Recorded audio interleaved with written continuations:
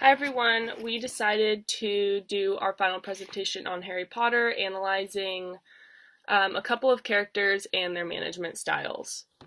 Harry Potter, the popular fantasy series, follows the story of Harry Potter and his friends Hermione Granger and Ron Weasley, all of whom are young wizards at Hogwarts School of Witchcraft and Wizardry. Every character in Harry Potter resembles a wide range of management styles, personalities, and core competencies. By analyzing the management strategy of each of the following characters, we can better understand what led to their triumphs and tragedies. Harry Potter, the protagonist of the series, is orphaned as a baby when his parents are killed by Voldemort. Harry is raised by his aunt and uncle and therefore grows up unaware of his magical capabilities, his family history, and his own future. Everything changes for Harry when he learns from Hagrid about his extraordinary background and he starts attending Hogwarts.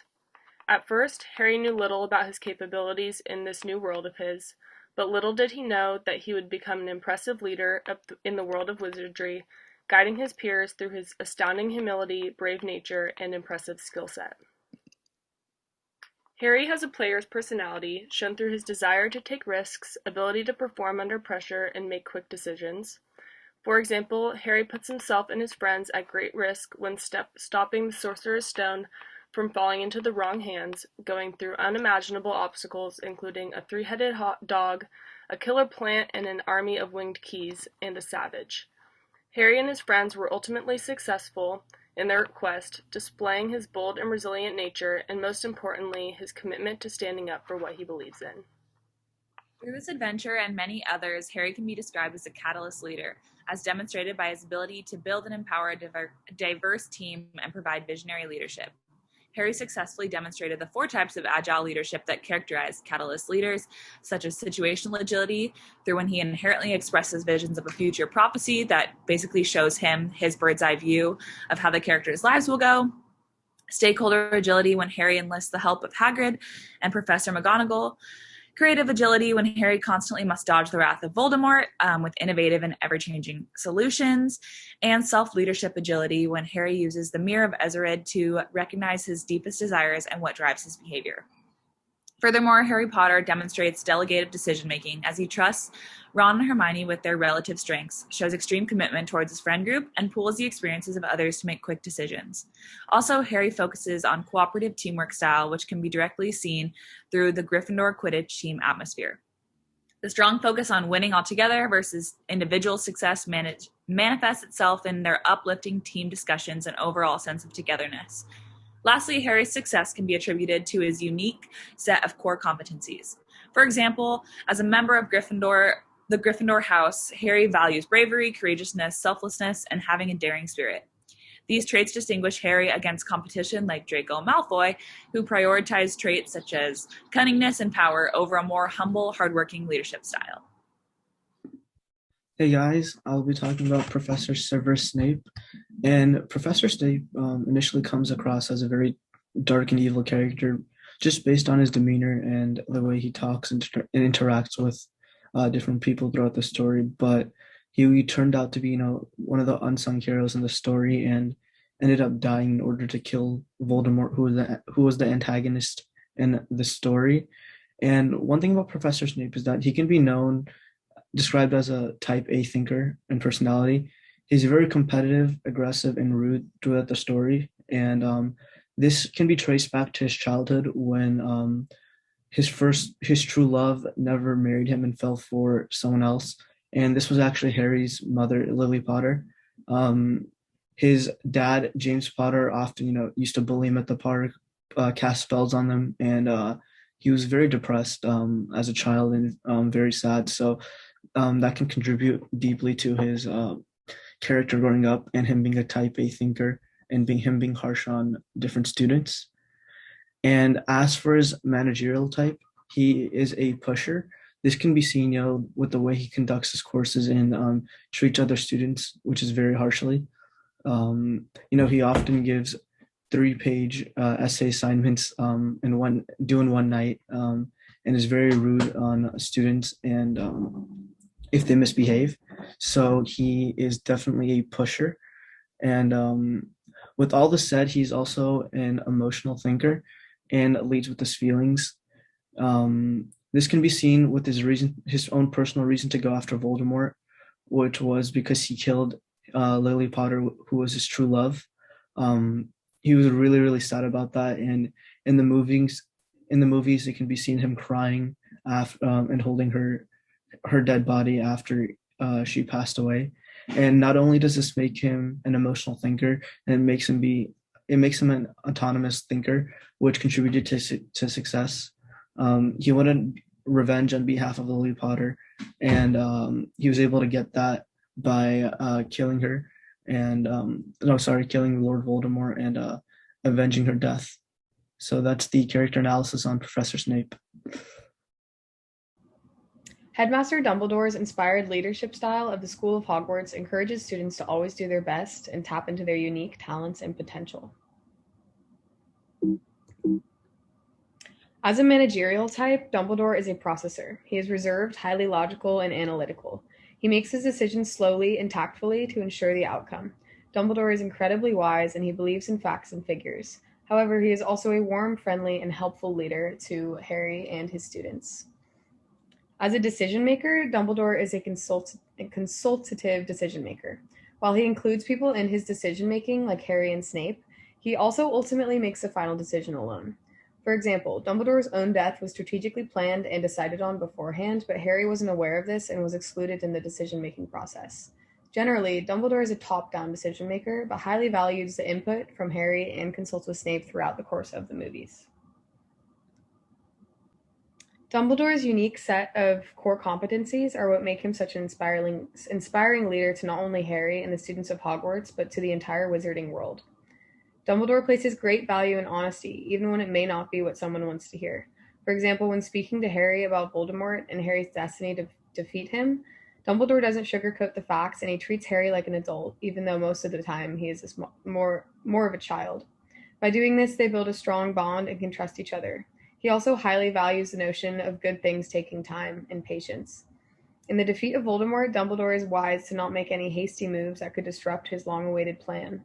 He knew he would have to wait even over 11 years for Harry to come to Hogwarts and start learning about his life as a wizard.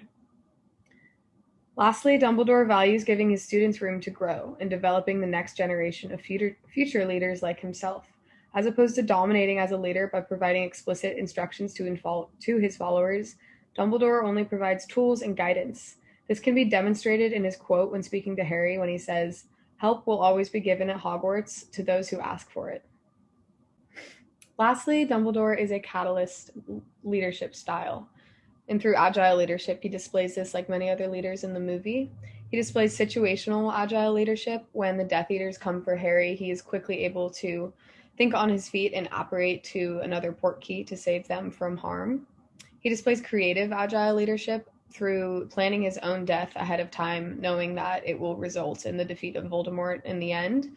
And the students of Hogwarts even refer to themselves as Dumbledore's army, placing their full faith in him.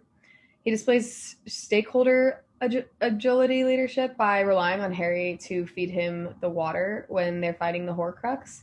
And he says beforehand, no matter how much he begs and pleads for Harry to stop feeding him the water, no matter what, he has to keep going. And Harry does this, but he places all of his trust in Harry to make this happen.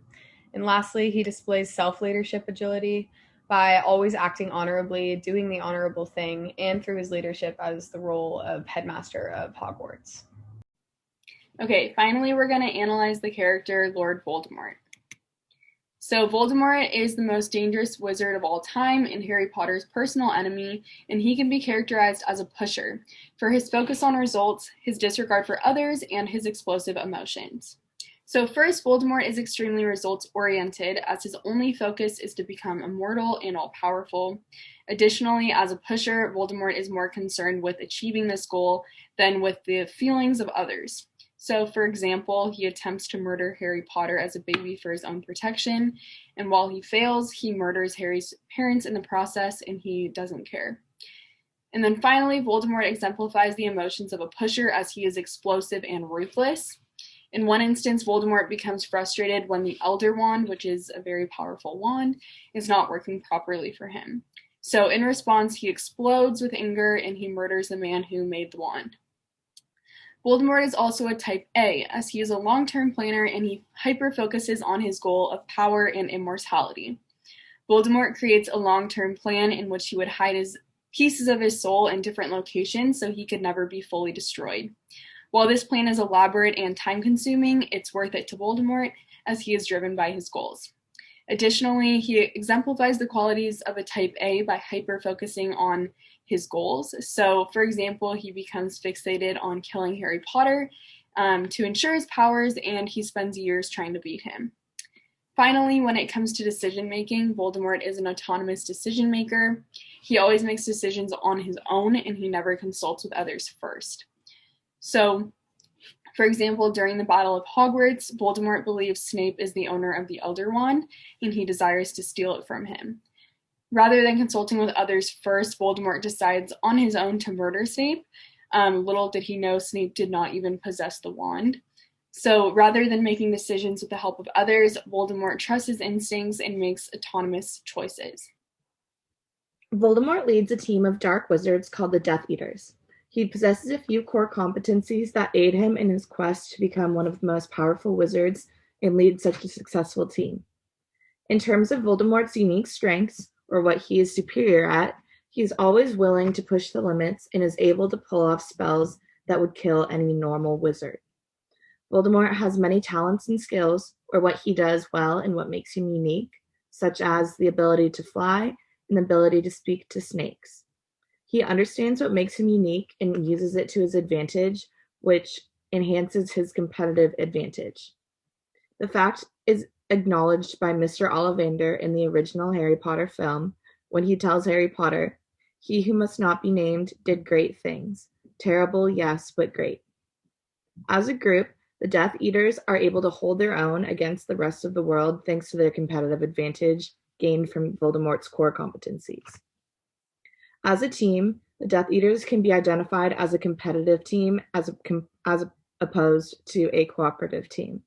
In terms of performance, any successes of the Death Eaters would be claimed by Voldemort and not equally shared amongst all members. Information is not shared easily, and there is a lot of secrecy. The Death Eaters are definitely task-oriented and work based on what Voldemort asks of them. Any feedback is extremely harsh, and anyone who cannot handle the brutality will be forced to leave the group. The risks associated with being a Death Eater are worth it to the Death Eater group, and they are always just trying to win the next battle or competition. There's no trust, poor relationships, and a disregard for the well-being, but as a competitive team, they have a lot of success. Ultimately, at the end of the Harry Potter films, Voldemort and the Death Eaters are defeated. As we learned in class, the majority of time when a group fails, it is because of the mistakes of management or their leader, which is what happened in Harry Potter with Voldemort. One of his biggest mistakes was the fact that Voldemort set unreasonable goals. Wanting to change the whole world of wizarding and spread evil and kill Harry Potter was unreasonable and created an environment where the Death Eaters did not support what they were fighting for. There's a couple different aspects, but all of these contribute to the success of the rest of the wizarding world and Harry Potter against defeating Lord Voldemort and the Death Eaters. So with that, our presentation is over. Thank you all very much for listening.